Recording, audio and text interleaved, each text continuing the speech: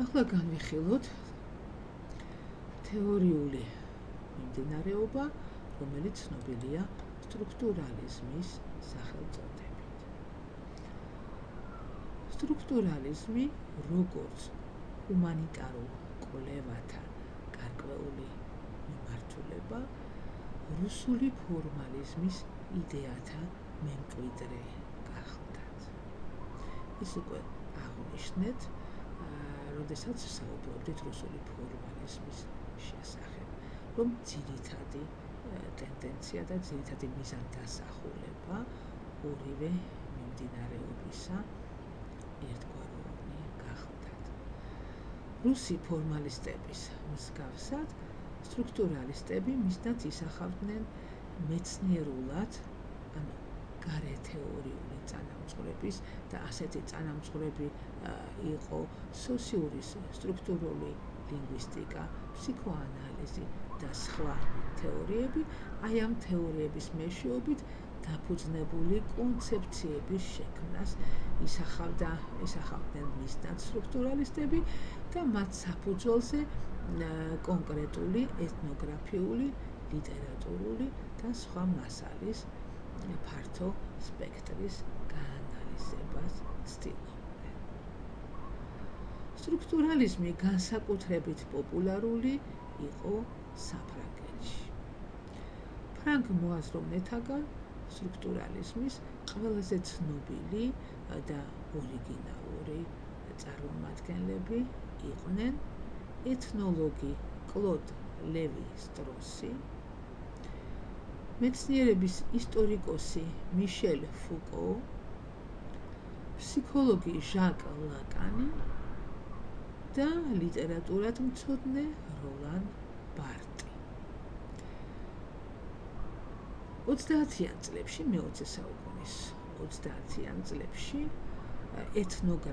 ფრანგი ეთნოგრაფი კლოდ ლევი სტროსი დარწმუნდა, რომ ადამიანთა ტიპები და მათი ცხოვრების წესები გაცილებით უფრო მრავალფეროვანია, ვიდრე ევროპელ ფილოსოფოსთა ევროპოცენტრისტული შეხედულებები ადამიანთა ბუნების შესახებ.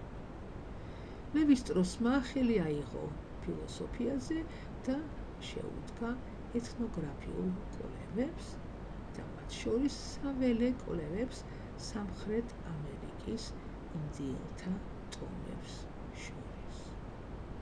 ამ კვლევათა შედეგად მოპოვებული მასალის გასაანალიზებლად ლევი სტროსს უნდა გამოეყენებინა ისეთი მეთოდი, რომლის მეშვეობითაც შეძლებდა შეგროვილი მონაცემების სისტემატიზებას და მათი შინაგანი წესრიგის გამოვლენას.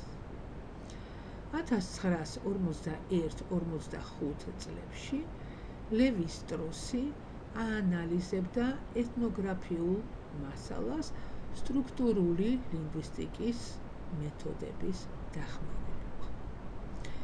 მის კვლევებზე დიდი მნიშვნელოვანი ზეგავლენა მოახდინა რომან იაკობსონთან დაახლოებამ ამერიკის შეერთებულ შტატებში.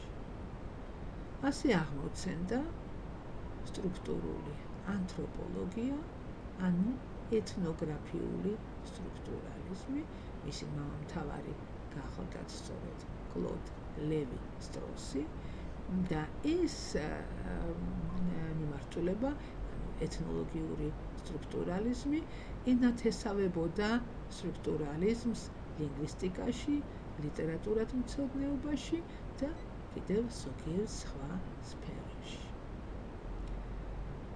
კვლევის შედეგებმა ლევი სტროსს ფართო აღიარება მოუტანა, მაგრამ გამოიწვია ცხარე დისკუსიებიც, რომლებიც ეხებოდა ლევი სტროსის მიერ შემუშავებულ ოჯახურ-ნათესაური დამოკიდებულებების ახლებურ ტიპოლოგიას, ტოტემიზმის პრობლემის ახლებურ გადაწყვეტას, პირველყოფილი აზროვნების ახალ თეორიას, მითებისა და რიტუალური ნიღბების სტრუქტურულ სემიოტიკურ ინტერპრეტაციას და ასე შემდეგ. ცოდნის ჰუმანიტარულ სფეროებში სპეკულატური ჰიპოთეზები ყოველთვის იმყარებოდა გარკვეულ ფილოსოფიურ კონცეფციებს.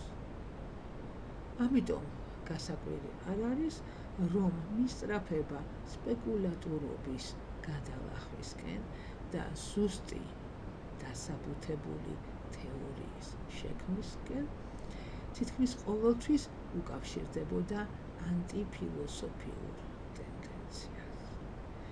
სტრუქტურალიზმში ეს ტენდენცია გამოვლინდა მეცნიერული ცოდნის არაფილოსოფიური დაფუძნების მცდელობის სახით.